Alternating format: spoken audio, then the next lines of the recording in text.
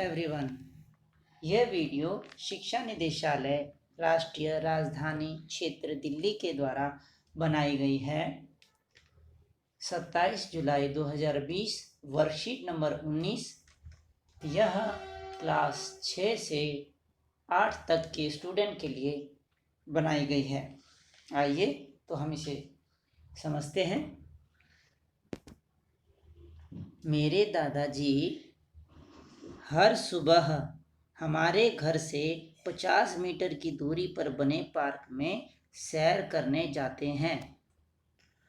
तो वहाँ 1 किलोमीटर लंबे पार्क व 500 मीटर चौड़े बने रास्ते पर एक चक्कर लगाते हैं। फिर अपने मित्रों के साथ प्राणायाम करते हैं।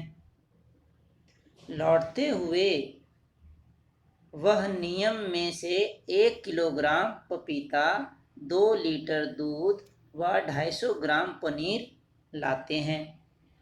तो आपको दादाजी की कहानी का पता लग गया। तो आइए हम कुछ समझते हैं इसमें। क्या आप जानते हैं कि पार्क में दादाजी प्रतिदिन कितनी दूरी तय करते थे? तो आइए हम इसको समझते हैं कि पार्क की लंबाई कितनी थी? 1 किलोमीटर और चौड़ाई कितनी थी? 500 मीटर। आइए इसको हम समझते हैं।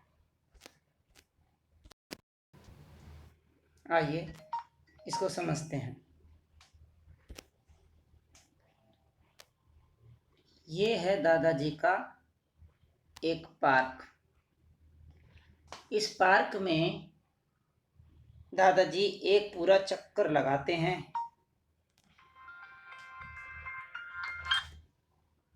और इसकी जो लंबाई है 1 किलोमीटर है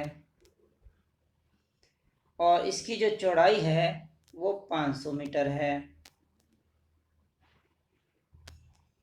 ठीक है।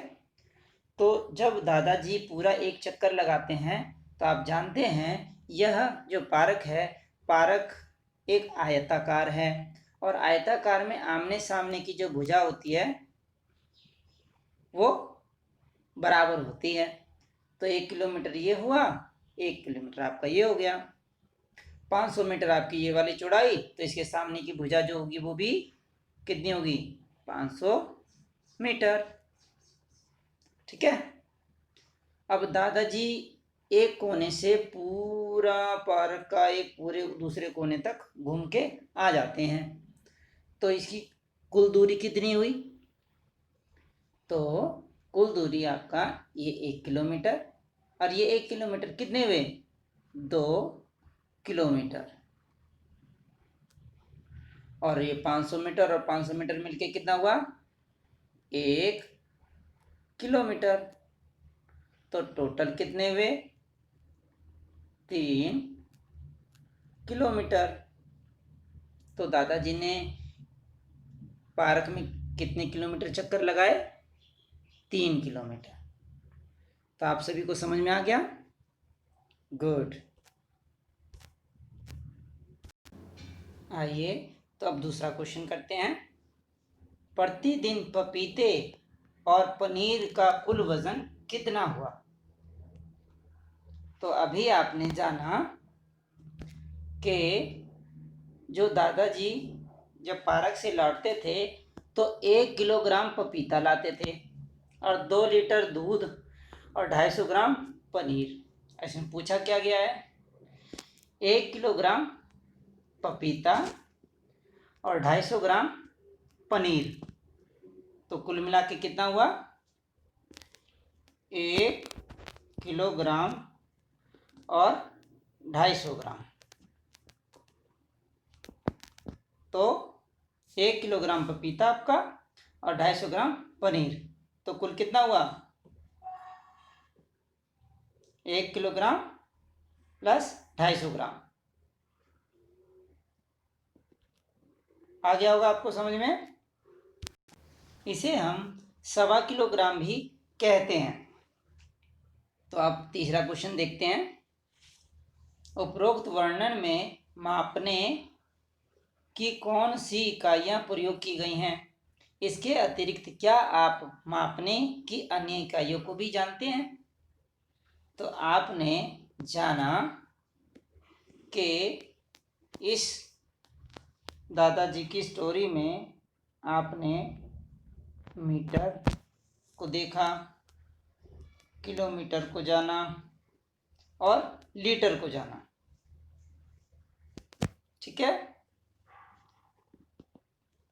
तो उपरोक्त की जो वर्णन की गई है, इन इकाइयों को हमने मीटर में, किलोमीटर में, लीटर में और ग्राम में जाना है।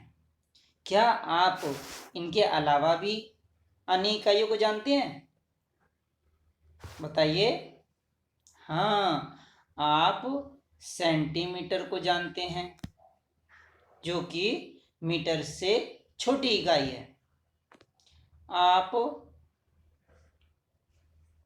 ml को जानते हैं, जिसे हम मिलीलीटर बोलते हैं, ये लीटर की छोटी इकाई है।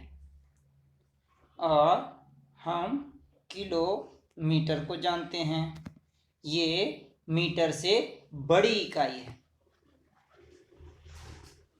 तो इनके अलावा भी हम बहुत सारी ऐसी इकाइयाँ जानते हैं जिनको हम यूज़ कर सकते हैं। आइए नेक्स्ट क्वेश्चन को हम जानते हैं। प्रतिदिन सैर सिर्फ दादाजी को करनी चाहिए या सभी को करनी चाहिए? आप कमेंट में ज़रूर लिखिएगा कि सैर सिर्फ दादाजी को करनी चाहिए या सभी को करनी चाहिए। जी बिल्कुल, दादाजी को सैर करनी चाहिए और आपको भी सैर करनी चाहिए, क्योंकि सैर करने से आपकी जो फिटनेस है बनी रहेगी, आपका माइंड सही रहेगा, तो आपकी पढ़ाई अच्छी होगी और आप स्वस्थ रहोगे। तो सैर करना इसलिए ज़रूरी है।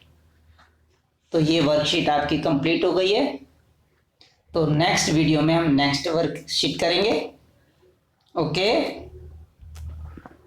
Thank you.